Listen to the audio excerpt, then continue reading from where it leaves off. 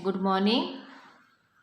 हम पढ़ रहे थे हिंदी में पाठ 9 स्वामी विवेकानंद। इसके हमने आपको प्रश्नोत्तरों को करवा दिया है। ओके, खाली स्थान सही जोड़ी और प्रश्नोत्तर हम कर चुके हैं। अब हम पढ़ेंगे भाषा की बात। ओके, भाषा की बात में ग्रामर ही रहता है ज़्यादातर।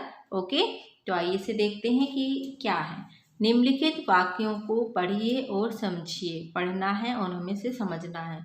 जैसे नरेंद्र नाथ ने प्रथम श्रेणी में हाई स्कूल की परीक्षा पास की।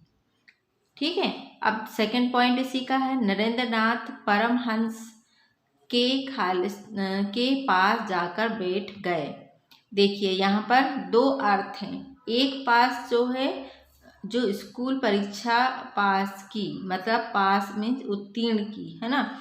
और नरेंद्र नाथ परमहंस के पास जाकर बैठ के, पास मीन्स नज़दीक।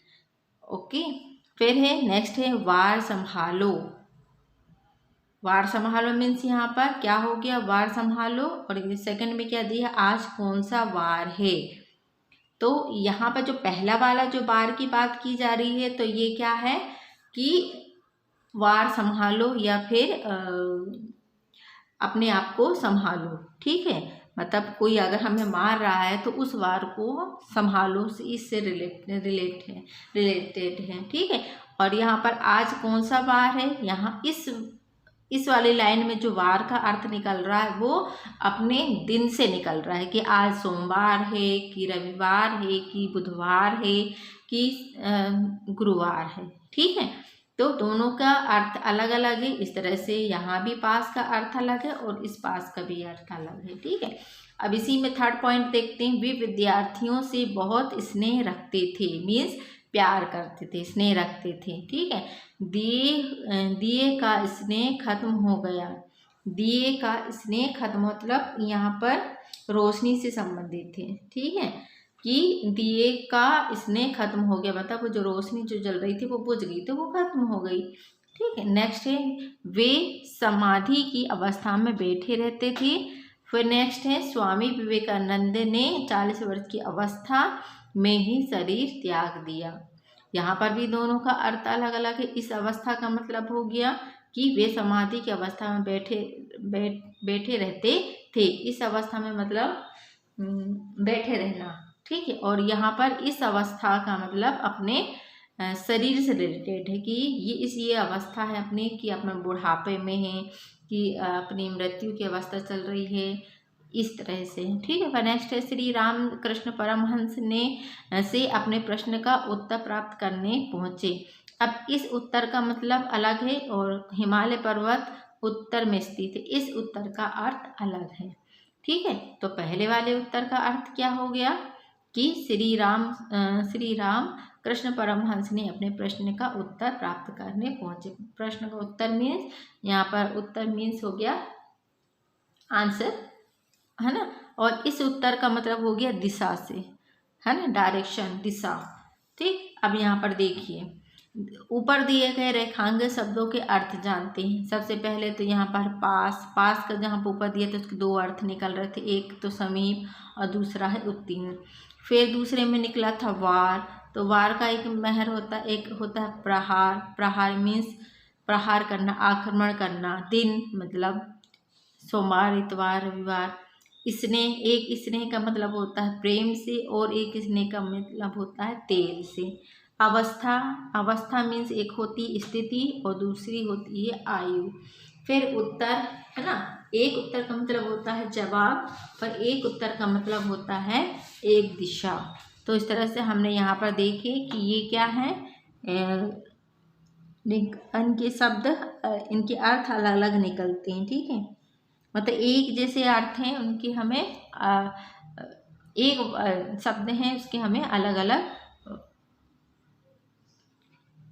अर्थ हमें समझ में आ रहे हैं। ठीक, अब नेक्स्ट क्वेश्चन देखते हैं इसी में ग्रामर में और अच्छे समझे। तो क्या होगा यहाँ पास, वार, स्नेह, अवस्था तथा उत्तर के एक से अधिक दो अर्थ निकलते हैं। इस तरह हिंदी में अनेक ऐसे शब्द हैं जिनके एक से अधिक अर्थ निकलते हैं तथा उनके भिन्न भिन्न प्रयोगों से भिन्न भिन्न अर्थ प्राप्त किए जाते हैं। ओके। फिर है यहाँ पर जिस शब्दों से एक से अधिक अर्थ होते हों उन्हें अनेकार्थी शब्द कहते हैं। यहाँ एक परिभाषा आ गई यहाँ पर, अनेकार्थिक शब्द किसे कहा जाता है, तो इसका अर्थ क्या होगा, इसका आंसर क्या होगा, जिन शब्दों से एक से अधिक अर्थ होते हों उन्हें अनेकार्थिक शब्द कहते हैं। जैसे ये उदाहरण दिया है, जैसे पत्र, तो पत्र को हम चिट्ठी भी बोलते हैं और पत्ता भी बोलते हैं। फिर है कर का अनेकार्थी शब्द होगा, एक कर मीन्स हाथ और एक कर मीन्स टैक्स। ओके, क्या हो गया यहाँ पर, टैक्स, है ना। काल का एक अर्थ हुआ समय और दूसरा काल का मतलब हो गया मृत्यु। ओके, तो इस तरह से हमने देखा कि अनेकार्थी शब्द हैं ये। अब इसी में अनेकार्थी शब्द, ये आपका होमवर्क है कि आप इसको कैसे करके लाएंगे। अनेकार्थी शब्द में है गुरु, वर्ण, अंक, पृष्ठ और पूर्व, तो इनके क्या करना है, हमें अनेकार्थी शब्द आपको करने हैं। फिर इसी तरह से यहाँ पर निम्नलिखित शब्द युग से विशेषण छाटी, जैसे यहाँ पर यशस्वी बालक, तो यशस्वी अलग हो गया। शालीन बाल महिला, यहाँ पर लिख दिए शालीन महिला। फिर यहाँ पर आरंभिक शिक्षा, तो यहाँ पर लिख दिए आरंभिक। फिर है सच्ची भक्ति, तो यहाँ पर क्या हो गई, सच्ची ही आएगा यहाँ पर ना। फिर है अंग्रेजी परंपरा, तो यहाँ पर भी क्या आ जाएगा, अंग्रेजी। ओके, इसी तरह से नेक्स्ट क्वेश्चन है यहाँ पर योजक और निम्नलिखित शब्दों में योजक शब्द के स्थान पर योजक चिन्ह लगाना है। इससे पहले हमने शायद रीड किया है इसे, है ना।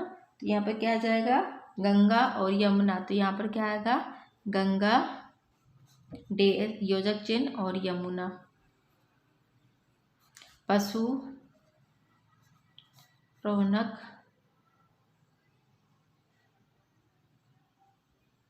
पक्षी। फिर है प्रगति, देश आएगा, फिर प्रेमी। फिर है यहाँ पर कुंभ का मेला, तो यहाँ पर कुंभ आएगा और यहाँ पर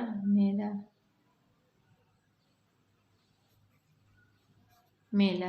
ओके, तो इस तरह से हमें यहाँ पर लिखना था।